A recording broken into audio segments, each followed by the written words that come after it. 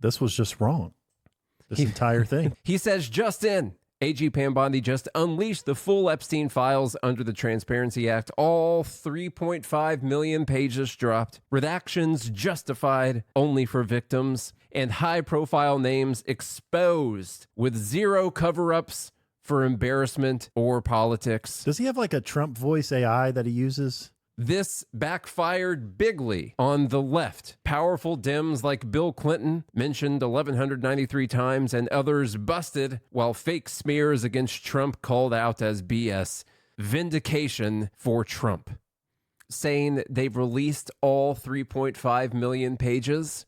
By all, he means they've released all the pages that they're going to release, because they've announced that they're not going to release anymore, but they have openly said that they have released 3.5 million out of roughly 6 million documents that they have.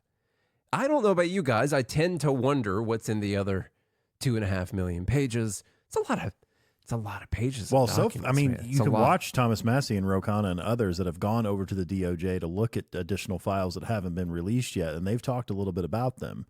So it'll be interesting to see, especially what Thomas Massie mentioned, the fact that he knows that there's certain FBI investigation documents that were required to be released that have not been released yet. Mm-hmm. So it'd be interesting once we get those files, unless they, I don't know, maybe a plane hits the Department of Justice building or something. That would be kind of crazy. Maybe somebody creates a giant fertilizer bomb. They're going to in an RV parked outside an like FBI a U-Haul building. truck, maybe something like that. Yeah, this is just random things I'm thinking about that could happen. Yeah. I don't know if it's better to keep your joke going or to mention that these are not ideas that you're coming up with on your own and that you're making a joke just in case the FBI is making a joke about historical things that have happened. Involving documents. Like semi-mysterious happenings that just happen to be in buildings that stored, I don't know, really important documents that could have had information that maybe was important to public or even other Justice Department officials who could have led to some prosecutions, or at least, at the very least, the public would have had information to influence how they vote or want their government to be ran. Did you see over the weekend there's a controversy because I guess Massie and Ro Khanna forced the DOJ to unredact the names of 4 completely innocent people. In fact, they were just people who were brought in into a lineup. Now, listen, I don't like anyone to have their reputation tarnished or whatever because of these files or for something they didn't do, something totally innocent. It's just so weird to me because before all this stuff came out, back when everyone in the administration was still behind releasing them and everyone on the right wing was still behind releasing them, it used to be the case that you'd say, if it brings the whole system down, who cares? If the truth brings the whole system down, who cares? And they even talked about early on, some names of innocent people are going to get released in this because there's just tons of people's names in these files. But this is important to drain the swamp. You have to release these names. And the innocent people, they're going to say, hey, I was totally innocent. They brought me in for a lineup. That doesn't mean anything. They purposefully bring in a bunch of people into a lineup. This is what happens. And then everyone moves on about their day. But one of the controversies over the weekend with Massie and Ro Khanna is that they got the DOJ to redact the names of these 4 people. And I keep seeing a bunch of big right-wing people just all up in arms about this. They're so upset. See, I told you this was a big mistake. Now these guys' reputations have been tarnished. By the way, no one even remembers the names of the guys. I can't say who they are right now, and the people who post about it don't say it either because everyone's already forgot what their names are. No one cares. They're using it now as a way to say, see, this was reckless and this was haphazard and we shouldn't have done this. But also, I'm glad it happened because it made Bill Clinton look bad. But also, we shouldn't have done this whole thing, and Massie is a Democrat and whatever. And I'm like, what is this? What is the story now? Was it so important that we needed to bring transparency on the whole thing, or did you actually never care about it at all? They follow Trump's stinkiest fart in the wind. I guess, that's... Whichever one's floating around, that's what they run around and sniff. Speaking of cat turd, there was a list, the Epstein list. We finally got the list. And what the DOJ released is basically a list of every name that appears in the files in any way at all. And some people actually touting this as, we got the Epstein list. I'm like, Janis Joplin's on the list. You know? Yeah. Like, come on. What list is this? Well, what's really funny is Thomas Massie's on the list. And you might think that everyone would be, if they're being honest, they would be like, okay, well, probably Massie's like not associated with Epstein. He's probably on the list because these are DOJ files and there were people emailing back and forth, or there were files going back and forth and Massie was requesting information, or people were talking about that. And so his name ends up being searchable on the DOJ database, something like that. That doesn't stop a bunch of right-wing MAGA grifters from literally posting out that Thomas Massie's on the Epstein list. Yeah. Along with their savior, Donald Trump, of course, at the same time. Well, Cat Turd posts out, are any of you in the Epstein files like Thomas Massie? I'm not. How about you? Yeah. Now, the super funny part about this whole thing is that Cat Turd is in the Epstein files. That's great.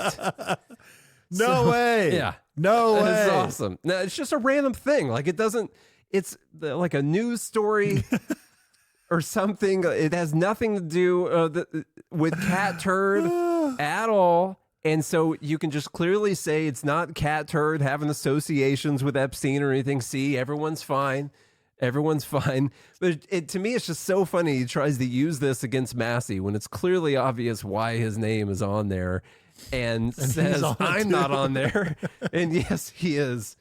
He is on the list. And so he's not on the list that the DOJ put out, but he is in the database. So that's great. Okay, so we're still on this, and let's try and move on. These are things that were in here for last week, and so they're a little bit behind the times. And this concerns a lot of posts from Laura Ingraham.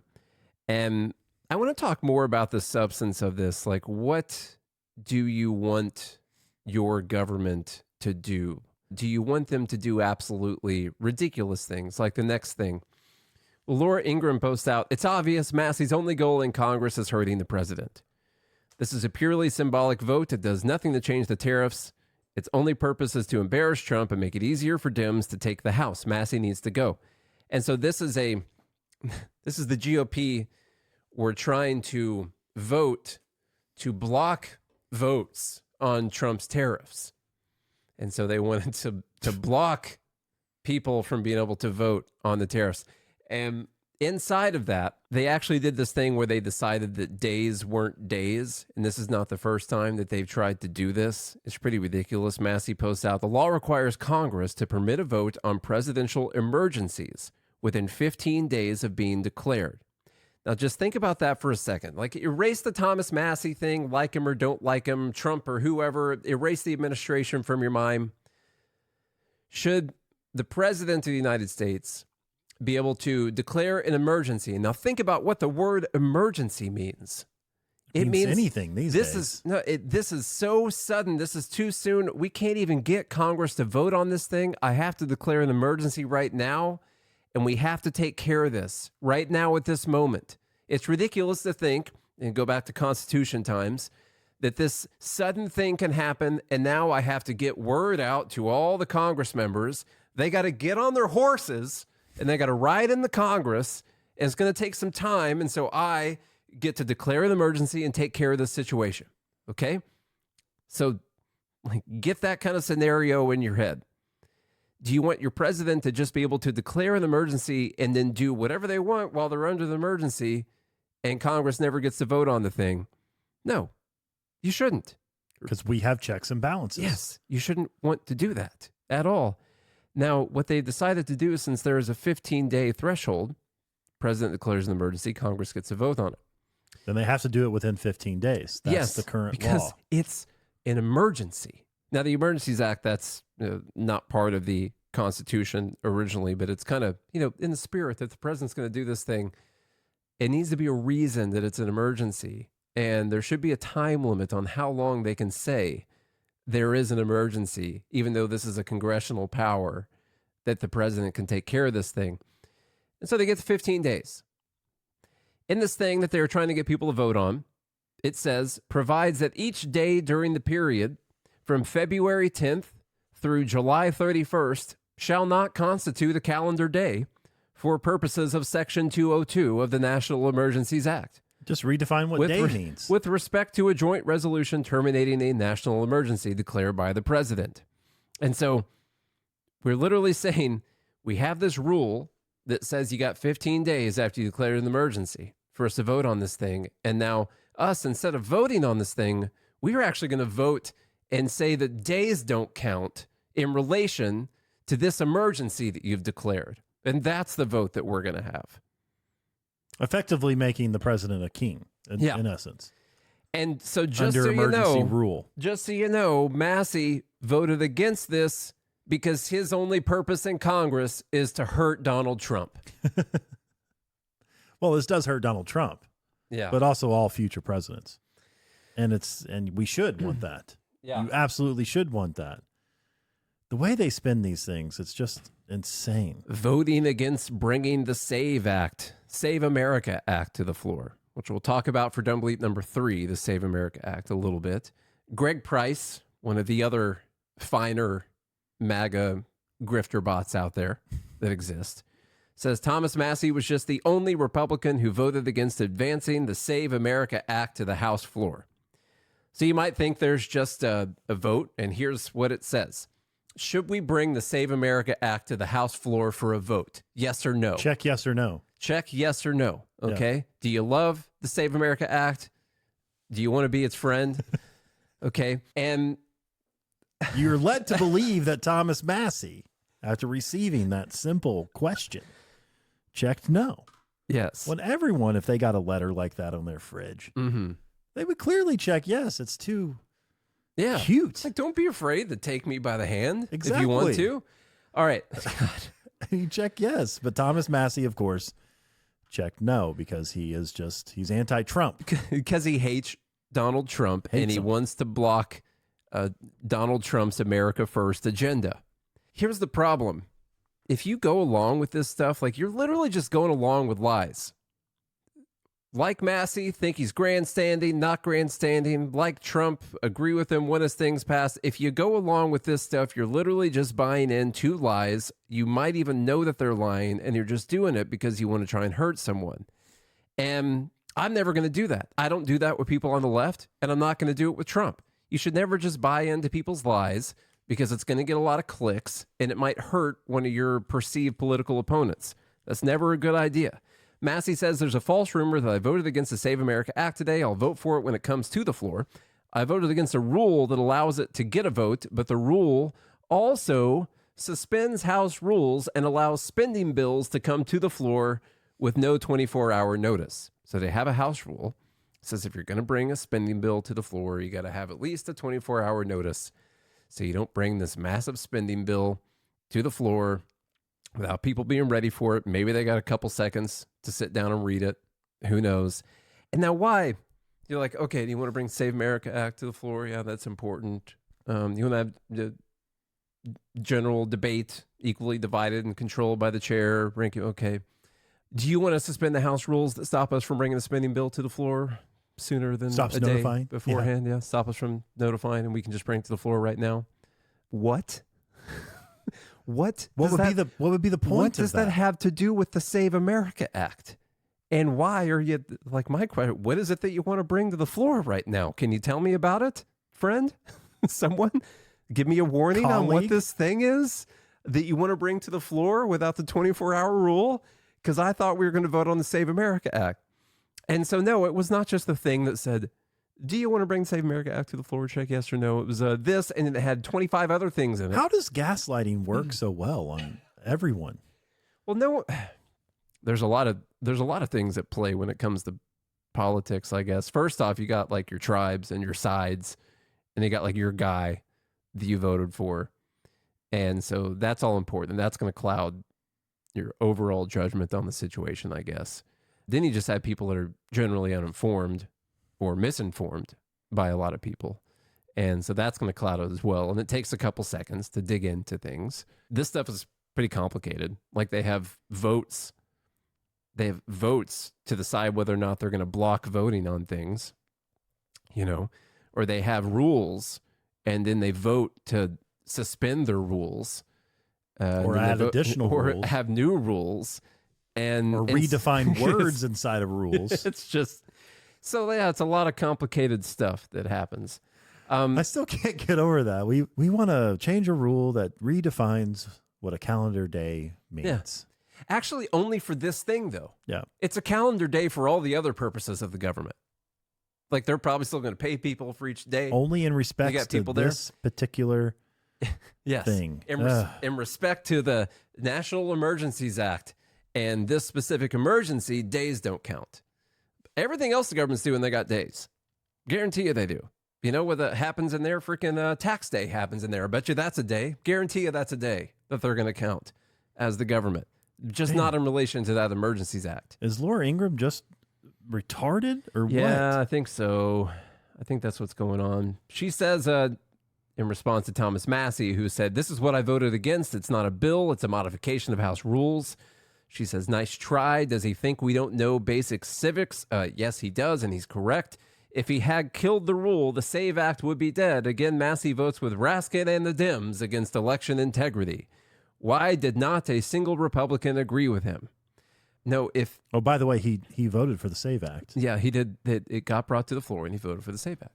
That's so... It's ridiculous. It's like, what about the other things that were in this House rules package that they were trying to pass? Well, they got it passed. They still got it passed. Yes. And by the way, if it would have failed, they could have just sent a separate clean one that said, "Hey, do you want to bring SAVE Act to the floor?" Yeah. And they could have done that. They didn't want to do that because SAVE Act is so popular. They didn't want... See, the reason no one else agreed with Massie is because they didn't want to do this right here. They didn't want to have to defend themselves. This is what they do. They couple the Save America Act, which is extremely popular with Republicans especially. And Democrats. With a bunch of other things. And then if you vote against bringing it to the floor, they get to post out saying that you voted against bringing the Save America Act to the floor. There could have been they could have said we're going to spend $1 trillion on Somali daycares in this thing, and Republicans still would have voted for it. And then they would have said, "Why'd you vote against the Save America Act?" Yeah, you know, exactly. That's how mind-numbingly stupid these people are. Okay, we'll skip past some of this stuff and get to the SAVE Act, which is number 3. Not really the SAVE Act in general, but Congresswoman Susie Lee, Representative Susie Lee, who says the Save America Act is a trick to prevent millions of Americans from voting. Here's why I voted against it. And so now let's... You mean millions of illegal Americans from voting.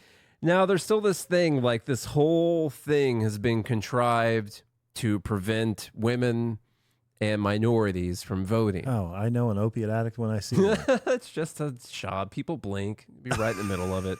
You know. Let me be clear.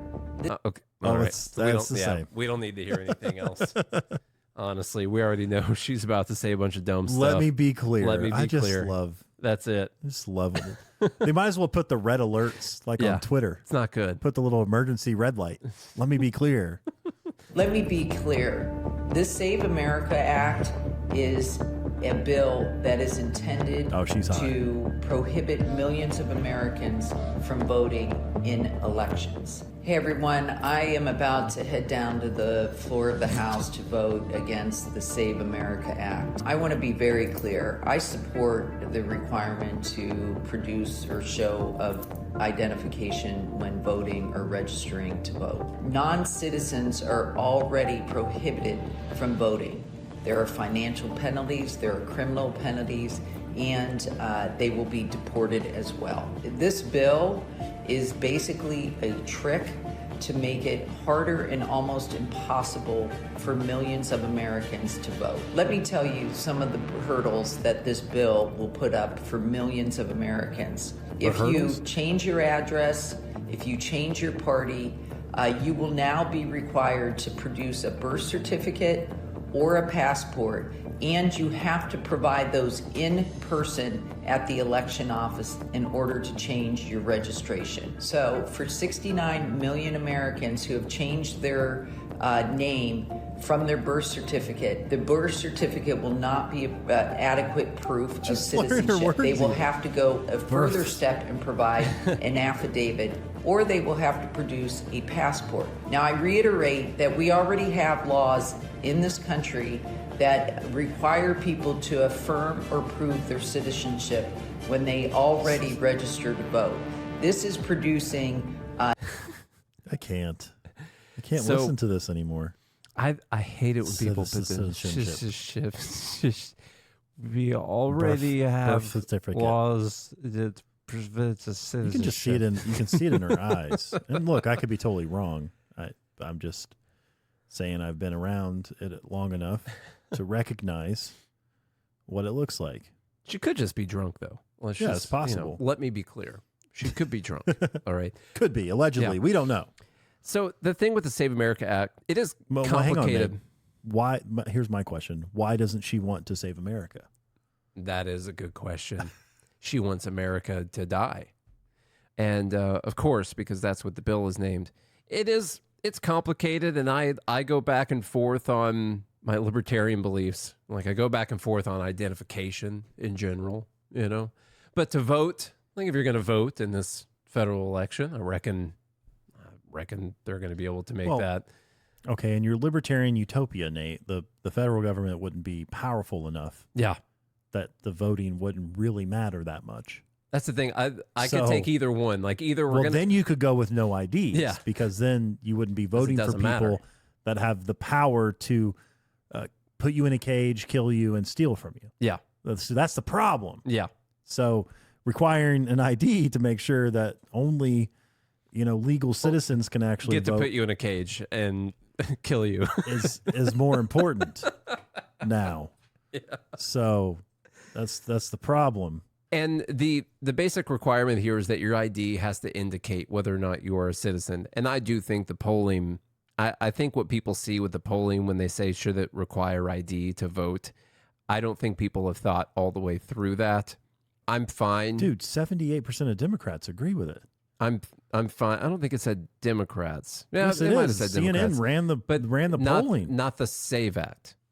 They agree with requiring ID to vote. Oh, I'm sure there's things in the SAVE Act that I disagree with. I thought. No, I'm not saying ID. I'm not saying I disagree with it, but requiring ID to vote is different from really requiring from saving proof America. Of citizenship. Yes, from saving America. Okay, that's not enough to save America. I think almost everyone agrees with requiring ID to vote, and I'm fine if you're the thing with the real ID. If they just would have thought ahead a little bit, it would show that you're a citizen. You already had to give them the documentation that shows whether or not you're a citizen. When you got your real ID, they just didn't put the stamp on the ID. That's it. Yeah. And so you just got your passport. Same thing with military IDs. What they're saying is it's got to indicate clearly citizen or not citizen. And of course, most people don't create fake IDs and stuff. Yeah, most people have brought up women getting married, changing their name. Birth certificate's not going to match. They have to do this anyway. And so... In fact, there are people out there now that sell kits. Yeah. Make it easier for women. Or men these days. They do it too now. Sure. Just awkward, but it happens. And they make kits. They walk you through all the steps you need to take, what documents you need to have, and all this stuff to make it an easier process, because it is kind of convoluted and annoying. I get it. The moral of the story is this puts the burden on the states to have this process for getting people's IDs to indicate whether or not they're a citizen, and they are going to come up with steps to make sure that you're able to do this. The states can come up with the steps, and women already have to go through many hurdles for all of these things already, even to register the vote and everything. Once you get married and all that, they already go through a lot of these. It is a pain already. And when it comes to voting, it's a pretty important thing, especially when the government is as powerful as it is.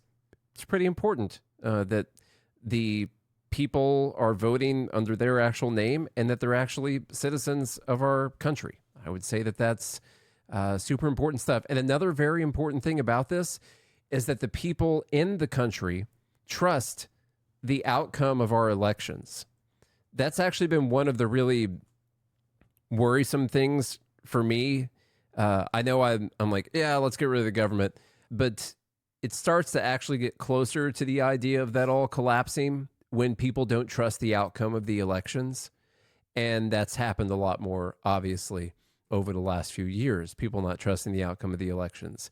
And this is a step taken towards that, in just trusting that the actual person who won is the person who is in office. Like, let's just take that out of the way. Let's not add in that extra layer for everyone. So that's my piece on the matter. Okay, number 4, Ilhan Omar will make this really quick. She says the leader of the Pedophile Protection Party, PPP, is trying to deflect attention from his name being all over the Epstein files. So this is in response to Trump saying, Somalia has come in here. What they've done to our country, these people, they've come into our country, and what they've done with that fake congresswoman, she's so bad. She says, at least in Somalia, they execute pedophiles, not elect them. Now, the issue, and what's pretty hilarious about this, is that she did turn comments off on this post, because in Somalia, you could marry a child if you want to. And I'm just saying, maybe you shouldn't throw stones when you live in a glass house filled with pedophiles. It's just not a good thing to do. Okay, so if you're going to talk about, at least in Somalia, they execute pedophiles. I believe they execute pedophiles if you do pedophile stuff and the parents don't sign off on it. But as long as the parents are fine, you can get married, 10 years old, if you want to do that. Whatever things married couples do, in a lot of, you can do that. In a lot of Muslim countries too, the one rite of passage is just when you get to start raping little boys. Well, yeah, that's it's like oh, I made it as a man now. Just came out, just swinging right there, graping these little boys. That's like, it's ridiculous. You said that so matter of fact. It just reminded me of It's true. Reminded me of Airplane when the captain is like, "You ever seen a grown man naked?" Anyhow, even in Somalia, where they have like a technical definition of needing to be 18, there's a carve out. The carve out is for Sharia law. And so if you are adhering to Sharia law and you say, well, the parents have signed off on this, she's reached the age of religious maturity, or at the very least, gone through puberty, good to go. No problem. Okay. So my main point about this, first off, that's gross. Somalia, clean up your act, among other things that you need to clean up. Second, Ilhan Omar, that's really dumb for you to post this kind of thing about Trump, okay, when you're out there touting Somalia all the time. Next thing is, I just called this L.A. And I think it's going to be L.A. and California, because I'm going to include something. Go to die. This is just a hilarious story here. It's about L.A. stopping the repaving of their streets because they passed a law that said that when they do a new street, now they have to remove a lane and add bike lanes and all this stuff. It was like this woke environmental nonsense that happened. And so what essentially happened here is they just stopped repaving their streets as soon as the law kicked in. And now they do like resurfacing, but they're not like officially redoing their streets anymore. And this has been going on now for almost a year, I think. You can't make this up. That they're just, and so I'm just going to play this video because they're going to explain it way better than I just did. I just thought it was hilarious. The city of Los Angeles has stopped repaving its streets. In 2015, the city council passed something that was purely advisory, aspirational, they called it, the Mobility Plan 2035, which said that all of these various streets should have bike lanes and roundabouts and bus lanes and sidewalk improvements and road diets to slow traffic down. Nobody ever thought they were really going to do this when they voted for it. Well, the people who wanted the bike lanes were very angry, and they put something on the ballot in March of 2024, Measure HLA for Healthy Streets LA. And this mandated that when 1/8 of a mile of a street was repaved, it triggered the enforceable installation of these road diet, bike lane, sidewalk improvement, bus lane things. The city stopped paving the streets. Because if you don't do the bike lane and the road diet and the rest of it, anyone in the city, any resident of the city, can file a lawsuit against the city to enforce it. And that is sort of like the PAGA law, the Private Attorney General Act. This could bankrupt the city of Los Angeles, and it would obviously create tremendous opposition if every time they repaved a street, they took a lane away. People would be pretty upset about that, but that's pretty much what this thing requires. So they've stopped paving the streets, and now they do what they call large asphalt repairs and slurry sealing, and that doesn't trigger it. It's this black material that is not considered the same as pavement. It's like this part right here I thought is actually really funny, because even the government, now these people can sign on to things that are just impossible to do, but even they find a way around their own laws. And it's just really funny because this is the actual government of the city finding ways to get around its own laws that are enforceable against it. And that, I think it's beautiful. I think it's lovely. Sealing, and that doesn't trigger it. It's this black material that is not considered the same as pavement. It's like a temporary sealing of... It's like how a day is not a day between February and July. Oh my God. It's like the same kind of thing. This is not the same as pavement. The street to prevent further damage until you get around to repaving it. And for whatever reason, whether it's the courts or it's the regulators, somebody determined that this is a different category. So they can slurry seal a street, and they can do, quote, large asphalt repairs, which is something they invented themselves. That's their own term. They have 1,000 large asphalt repairs planned and no repaving. It's an amazing story. So if they do like 1,000 small...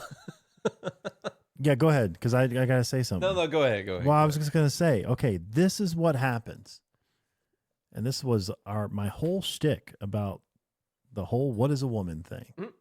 Okay? This is what happens when you can just redefine words and what they mean. That you can just decide that a word has lost its meaning and now it means whatever you want it to mean.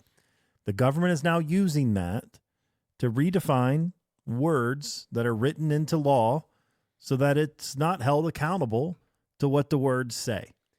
This is insane. This is what happens when you swallow those lies. This right here is what happens when lawyers are running everything. And they're like, oh, technically under the law, this word doesn't fit that word because technically it's different. You're going to have so much regression language now and contracts coming up and in law. This is not to be misconstrued. This is based on Webster's 2018 definition of this particular word. You're going to have to define all the words. Okay. And what specifically they mean. It's ridiculous. I think the whole story is hilarious. It is. I'm glad I don't live there, but I am a fan of these people getting the results of their actions. And so if this is the road they want to go down. That was nice. That was real nice. The road to hell is paved with slurry seal is what I hear. And so that's what they're going down right now. I mean, it seems like they paved paradise here.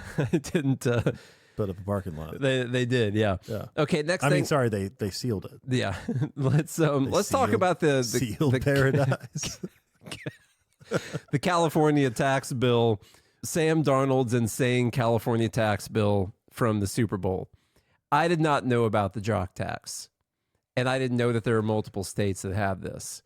I also didn't know that this happened because LA was upset that like the Bulls beat the Lakers in the finals and decided to tax them. Really? Yes. Like recently? No, in like 91 or something. I can't remember. I don't remember exactly when it was. So the story here is essentially that because of California's insane tax code, Sam Darnold's actually going to end up losing money for winning the Super Bowl. Did they? Which is wild. Did they play this game in L.A.? Yeah. Okay. No, it was in San Francisco. Sorry, San Francisco. So it's California tax code, San Francisco. Let's see. For teams, star quarterbacks Drake May for the Patriots and Sam Darnold for the Seahawks, two relatively low-paid bench warmers. All players in the Super Bowl will eventually earn the same amount. Winning players will be paid $178K, while losers receive 103. This is a function of Article 37. Okay. So at stake in winning the Super Bowl is pride, fame, bragging rights, legacy, and an additional $75,000 pre-tax. It's also in addition to the taxes on players' NFL earnings that are considered taxable under California law. Like other states with Jock taxes, California taxes non-resident pro athletes a percentage of their income based on duty days spent in the state. A duty day is a day in which the athlete performs work-related activities. For an NFL player, that includes not only the day of the game, but also days traveling, practicing, attending meetings, and otherwise preparing for the game. Wait, so even if you don't live in California, you have to pay California taxes? Yeah. Why are we not rioting in this country? They're not the only state that does it. No, I know. This is insanity. But this is high enough, apparently. And you would think there'd be enough common sense that someone would get together and say, you got this $178K for the Super Bowl. Can't we work this thing out somehow to where you don't lose money for playing a game here? Like you got this bonus and you still lost money because you were here. I mean, and they still, I don't know, they still have these things. I think in one of these I had the original story, how this started. Okay. The tax originated in its modern form in 1991 when California levied it on the Chicago Bulls players after they defeated the Los Angeles Lakers in the NBA Finals, prompting Illinois to retaliate by taxing California athletes in kind. Today, it's enforced on income from games, practices, rehearsals, or performance in the state, even for non-residents. I don't even understand how that's legal. Just first off. Yeah, how can you get away with that? Like if I can't figure out how I actually did not know that this was a thing. What if you just don't pay it? Like what if you imagine going to do a work-related event, like you're going to do a sales conference? I go to conferences all the time in all kinds of states. You're going to go to a sales conference and you're working for your job and you go there and you work in that state. How's California going to tax you for performing your job? You're not a resident of that state. I say tell them to go F themselves, is what they should be told. Let me see if I can get some information on this. I need someone to tell me how it's even possible. Super Bowl 60 held at Levi's Stadium in Santa Clara, California, highlighted the Jock taxes sting. Seattle Seahawks quarterback Sam Darnold, with a $105 million contract, reportedly faced a tax bill of up to $249,000 due to about 8 duty days in California for the game week, apportioning roughly $1.5 million of his annual compensation at the 13.3% rate, plus taxes on his $178,000 winner's bonus. This resulted in a net loss of around $71,000 after the bonus, sparking criticism from everyone because that is retarded. The craziest thing I think I've ever heard of. How did I not know this? Yeah. Why are there not? Oh, man, we protest for all sorts of dumb things, you know? Yeah. And then just direct theft of people's money because you just happen to visit their little stupid state. Because you did work in that state. But screw you. I'm a resident of another state. My team's from another state. How are you taxing me? How have you worked out the tax in a way that I just lost money, literally even getting the bonus? And I ended up I lost my whole bonus. The whole bonus is gone. It's wild. Okay, let's make fun of squatters' rights here for a second. This is in Bethesda, Maryland. There's something about squatters' rights. Ooh. Oh, man, it just gets me. It just really burns your biscuits. Gets me going. This is submitted. You don't even know where to begin. This is submitted in the Fed Haters Club. This person was released from jail. They squatted at a $2.3 million mansion in Bethesda, Maryland. They were released from jail after 12 days, and then they went back to the house. Get out my face. Ma'am, why are you in a $2.5 million property? After months of delays, Good was convicted on all counts on January 22nd, sentenced to 90 days in prison. Pollard continues to face extradition for multiple vehicle theft-related crimes in Pennsylvania. 11 days later, Good was released on appeal on February 2nd after posting a $5,000 cash bond. Activities at the house started again soon after her release. For days, a woman wearing similar shoes and green pants was seen moving in and out of the alleged Bethesda squatter home. We spoke with Alex Webster about his client. Look, there's a question. It's really the number one question on everybody's mind. How would your client, Ms. Tamika Good, get inside a $2.3 million property? Cut. I don't know if I can answer that. Allegedly. Can I cut? We're rolling. We're rolling, my friend. Yeah.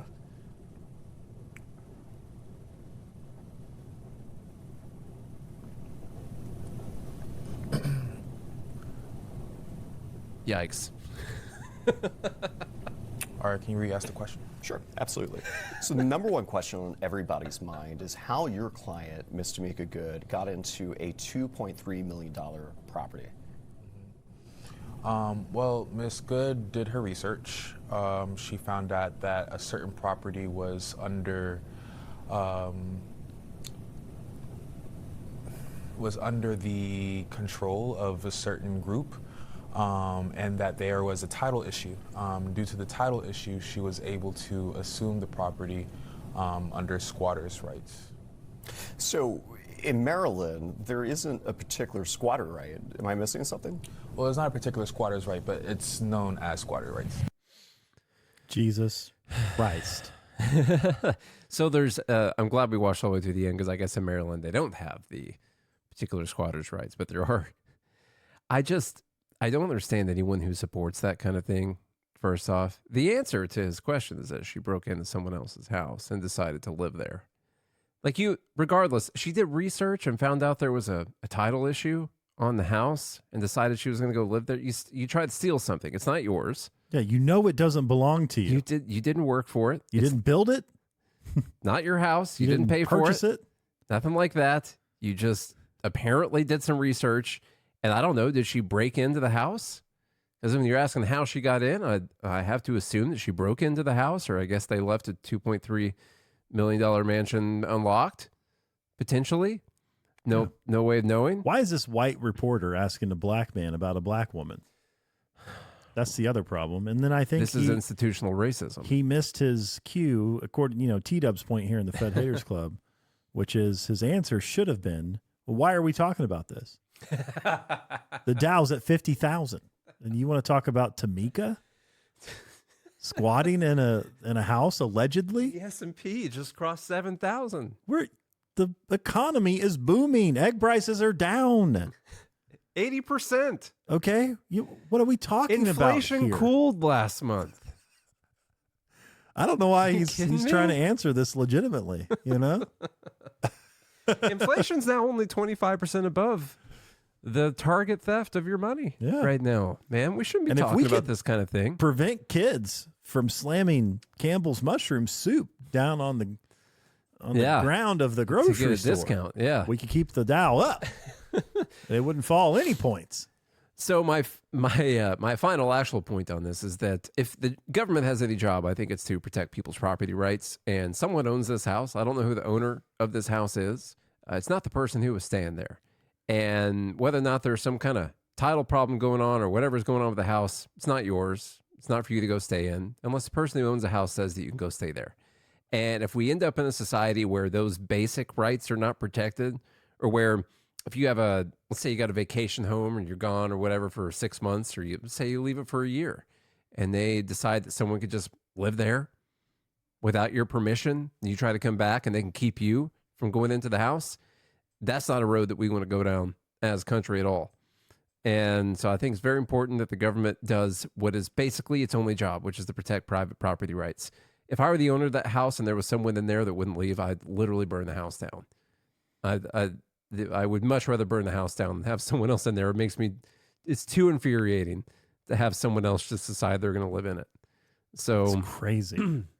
Let's switch from California, or sorry, that was Maryland. We were in California beforehand. Let's take a quick detour up to New York and see how things are going in New York. A beacon of freedom. Could be good. Could be some great economic things happening in this here clip. What do you say to those folks who say, well, if you tax millionaires, they're going to leave the city, and the top 1% pays 40% of the taxes in the city, so what happens if they leave? What's your response? Well, that's what I would say. It's like we should take their business, and we run it like for the city ourselves. So if they take their business to Florida, you feel like you can keep it here? I mean, they can't leave the building. They can't just bring their whole entire workforce to Florida, right? They can't bring all of the resources that they have to build the business here to Florida. Florida, right? That's a whole thing. And that's where we would even say, like, if we're building a real movement, right, to like stop that, we'd also like make it illegal for them to like actually like leave, right? We would fine them to hell if they're gonna try to like abandon their property here, right? Because clearly people do need to work, right? People do need to like,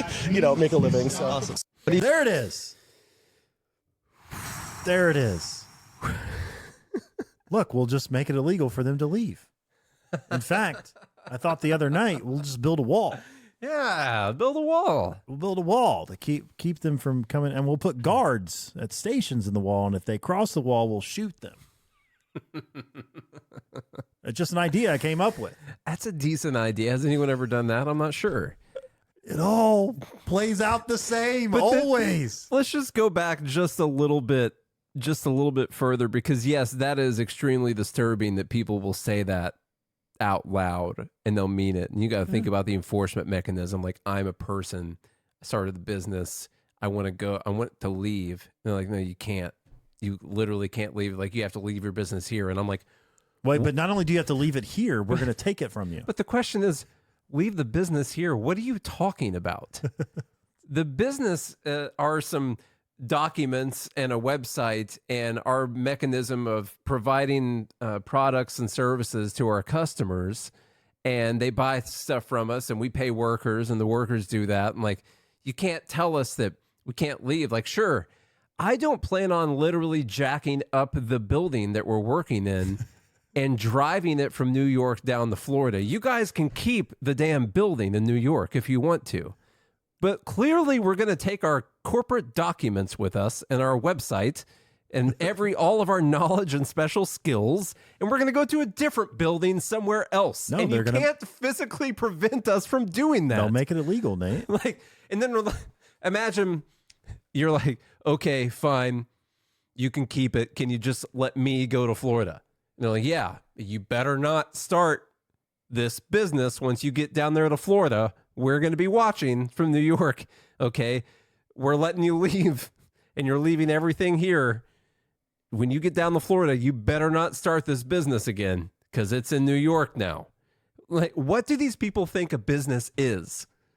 That's my question. What do they think a business is? It's billionaires sitting on piles of cash, Nate. And it's not fair. Like that, I don't. The average IQ might be lower than we have initially thought in America. I think it's 100, right at 100. Well, the problem with IQ numbers, well, go ahead. It's so hard for me to wrap my mind around how serious this person is. Like, I almost feel bad for him in a way, because he's so like almost sincere in his belief. He is. That he's like, this is the way it should be. And I can't wrap my mind around how like a human can go down that track given what we know about that track.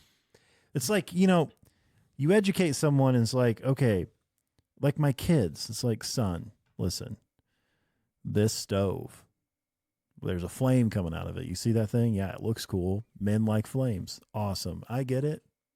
Cool to look at. You're gonna want to touch it, because that's what men do. They see cool things. They like to touch them. Okay. I'm gonna tell you right now, if you follow that path, if you follow it, you're going to burn your hand and you're not going to like it. It's not going to feel good. In fact, every time this has been tried in the past, the person that did it burnt their hand. Yeah. We know that. And then somehow my son grows up just believing that there is a way in which we can touch open flames with our hand. Because you should be able to do that. Because you should be able to, and it's not fair that we can't touch flames with our hands. So I think the really dangerous part about this is that, yes, this guy fully believes that. He fully believes what he just said, but he doesn't. Part of me is like, okay, let him touch the flame. Let's let him have it. Well, the issue with that, well, he could touch a flame if he wants to. He believes this. He doesn't know how to implement it, though. Like, it's what he's expressing is an emotion of what he believes should be the case in the world. But he doesn't know how to actually implement it. And what he doesn't realize is that it has been implemented before, like we were just talking about. Like that idea has been implemented before, and it led to like some of the worst parts of the last couple hundred years. This kind of thing has been implemented.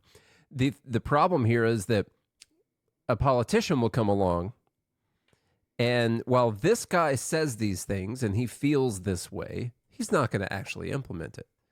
But the politician will come along and they'll say, you feel that way? Well, we're going to do it. And they'll find a way to actually implement this thing. And he'll think that that's going to be really great. And then the politician's going to do it. It's going to go terribly. And then he'll come back and say, well, that wasn't really what I wanted them to do. They didn't do it. They didn't do it perfectly, which is what I wanted. And yeah, it's kind of sad. It's insane. It's insanity. And it's hard for me to just wrap my mind around this kind of thing. I mean, my own brother believes this. So it's difficult. He's actually a really smart guy. For me. Yeah. Trey's super smart guy. Yeah. Okay, last thing, I'm going to skip over the other two I had for that portion so we can get going. This goes back to the Super Bowl and the Super Bowl commercial, and it goes back to Ring. The reason I wanted to bring this in today is because there was a little bit of news on this. Ring had partnered with a company called Flock Safety, who is like this super Orwellian surveillance company that will partner with law enforcement and share all this information for you, even if you don't want them to. Okay, not a big fan of that. Well, Ring did this commercial. I don't know if you saw it, where they're like, "You lost dog in the neighborhood." Now they gotta go with the most innocent thing that everyone's like, "Oh, that lost dog." Well, if there's a lost dog, we're gonna activate everyone's cameras on their behalf and search the entire neighborhood and surrounding areas for this dog. God bless. And so Ring thought it was a great idea, first off, to do this. And second, to make this their like $10 million Super Bowl ad that they ran. And they got a lot of hate for this thing. And this is a real thing that exists. This is why I don't have Ring. Here's the commercial. This is Milo. Pets are family. But every year, 10 million go missing. And the way we look for them hasn't changed in years. Until now. One post of a dog's photo in the Ring app starts outdoor cameras looking for a match. Search Party from Ring uses AI to help families find lost dogs. Since launch, more than a dog a day has been reunited with their family. Be a hero in your neighborhood with Search Party. Available to everyone for free right now. Join. Okay. Wow. Now the funniest proposition. I'm going to get to the crazy. The funniest proposition here is like, they're like, every year 10 million dogs go missing. Help us find 365 of them by implementing the world's largest mass surveillance state. It's like, that's not a great proposition for people. And it turns out a lot of people are very upset about this. And the reason I mentioned, well, yeah, they're using it for dogs because of course, or lost pets in general, because of course, who's against finding lost pets? Do you think that's where it stops? Right. Do you think the cops don't just jump into this search party thing and decide they're going to search everyone's Ring cameras for whatever it is they want? Ring already shares data like this. I do have good news, though. I saw this commercial, and I was like, F that mess. Do you have Ring? Yeah, I got Ring everything. Ooh. Yeah. So, the good news... I recommend, by the way, security purposes, if you're going to have home devices to be on Apple. Yeah. It does suck because there are less compatible options, but if you're going to do your own, like if you're going to do a home kit type of thing where you're not hiring professionals, then Apple is your most secure. And the reason for that is because Apple uses your own internal network and you create what's called a home hub, and the information does not pass through Apple's servers. For everyone who is here listening right now, I'll let you know, as far as I can tell, if you have Ring, as far as I can tell, you're opted into this automatically. But the good news is you can go and opt out of it to where you don't officially give them permission to use your house. Probably still going to do it anyway, and you're never going to know about it. Yeah. But you can actually opt out of it. So I guess you could be part of a class action lawsuit later and get, $13 or something like that. And so if you want to, I'm not going to show you how right now because honestly, it's not super easy to find where you opt out of this thing. It's not just on your main dashboard settings or anything like that. You got to dig a little bit deeper into your account to find where you opt out of this search party thing. And it's not even called exclusively search party on the app that you're clicking on to opt out of. You don't find that until you read the description. It's like search party. It's not like titled that on the thing that you're clicking on. So they've actually made it pretty difficult for you to find to opt out of it, but it does exist in your Ring app that you can go and opt out of this. Yeah. I recommend ditching Ring and Amazon. That would be my recommendation from a security expert. So the dumb here is, what the hell was Ring thinking doing that? And like, this is your plan for the Super Bowl commercial? Hey, be a part of us turning on everyone's cameras and searching the entire neighborhood. They might as well use Nancy Guthrie for this commercial or something like that. It might have played better. Look, I think the idea is cool. It's a cool idea. Cool idea. But you can't just opt people into this thing. You like, the idea would actually play out because I'm sure there's plenty of people willing in the neighborhood to look at their cameras and all kinds of stuff. That happens all the time. You go ask your neighbors like, hey, I think this happened. Maybe your camera got an angle. Would you mind looking at footage? They're like, yeah, I definitely will. Maybe you send out an alert to people who are opted into this thing to say, hey, these people lost their dog. Do you want to allow your camera to be used as part of the search party? And people can opt in at the moment. That's what I was going to say. So it's a cool idea because I think a lot of people would probably but that would be the campaign, not everybody's cameras turn on automatically. It's like, but it's not physical people. It's AI searching the cameras for the dog. Oh, of course. And so they're probably not.